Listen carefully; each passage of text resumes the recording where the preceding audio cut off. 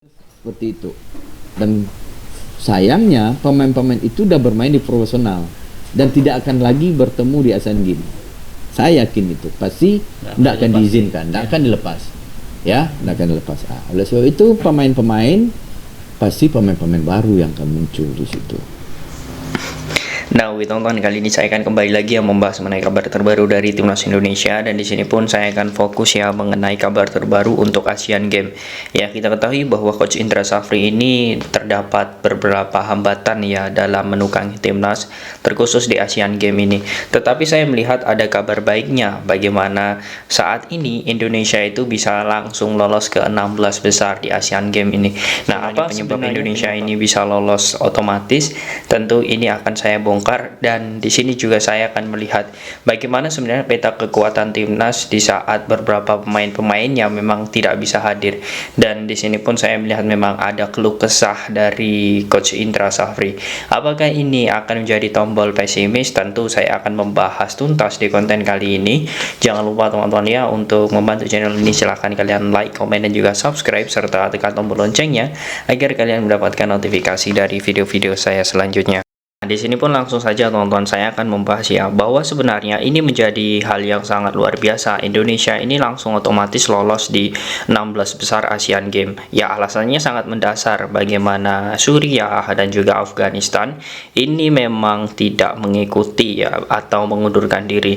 Di sini saya melihat semua grup ya, dari grup A, grup B, kemudian grup D, grup E, dan juga grup F. Di grup C ini ternyata saya melihat bahwa Afghanistan dan juga Suriah yang berada di grup C ini ternyata mengundurkan diri bahkan H-1 sebelum Asian Games.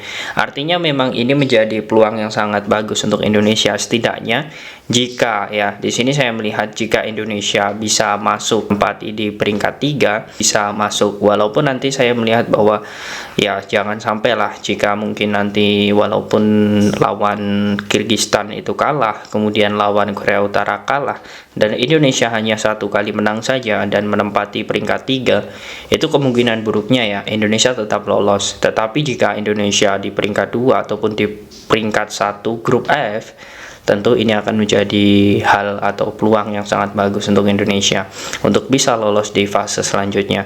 Dan saya melihat ya tetapi saya melihat bahwa apa yang akan kita lakukan saat ini itu memang memiliki beberapa kendala, terkhusus ada di beberapa pemain yang memang tidak bisa bergabung, seperti sosok Ramadan Sananta, kemudian Beckham Putra, kemudian Kade Arel.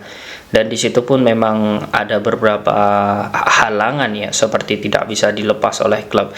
Salah satu kasus yakni Ramadan Sananta, bahkan Coach Indra Safri pun sudah mengeluh ya kepada seluruh media. Dia pun mengeluh bahwa untuk kasus Ramadan Sananta ini agak sulit diterima sepertinya, bukan karena dia tidak mengikhlaskan pemain untuk tidak bergabung bersama Timnas, tetapi yang menjadi permasalahan yang memang sangat disesalkan oleh Coach Indra Safri adalah seperti tiket, kemudian dokumen keberangkatan, pendaftaran pemain itu sudah didaftarkan, dan Persis Solo pun juga mengatakan bahwa akan melepasnya ketika pertandingan terakhir ya, saat melawan PSIS Semarang. Tetapi saya melihat bahwa ini memang menjadi hal yang memang sangat sulit diterima, karena memang akhirnya Persis Solo tidak bisa melepas pemain. Dan ya ini pun memang sedikit mengganggu persiapan dari Coach Indra Safri, apalagi saat ini kita ketahui untuk di striker itu hanya mengandalkan satu saja, yakni Titan Agung. Sedangkan kita ketahui seperti Beckham Putra yang berposisi sebagai gelandang serang itu juga tidak bisa teman-teman ya, tidak bisa bermain karena memang cedera. Kemudian Kade Arel pun juga sama. Nah, artinya beberapa pemain-pemain itu memang saat ini membuat Timnas hanya berkekuatan 19 pemain, dan dengan 19 pemain tersebut Indonesia tidak akan ada ya pemain yang bisa menjadi Indonesia ini skuadnya itu pas-pasan saja, dan ini yang menjadi permasalahan dari Timnas Indonesia saat ini. Tetapi ya apapun yang terjadi ya, saya melihat ya kita sudah diuntungkan, insya Allah kita bisa lolos di 16 besar. Dan saya melihat apa yang terjadi ke depannya ya menurut saya benar yang dikatakan oleh Coach Indra. Coach Indra pun juga tidak menargetkan teman-teman ya dalam hal ini untuk bagaimana nantinya ke depan untuk bisa lolos selanjutnya. Yang penting di sini melihat, ya saya melihat bahwa Coach Indra ini realistis saja targetnya, dan PSSI juga tidak menargetkan. Nah, kemudian yang bertanya, Bang, apakah ini ada kaitannya dengan Olimpiade untuk Asian Games? Ya, tentu jawabannya tidak, teman-teman. Mengapa demikian? Untuk Asian Games ini tidak ada nantinya yang menang kemudian ini akan lolos ke Olimpiade Paris, ya, atau 3 besar dari Asian Games ini akan mewakili Asia di Olimpiade Paris. Itu tidak, teman-teman, ya. Karena yang menjadi acuan itu adalah Piala Asia U23.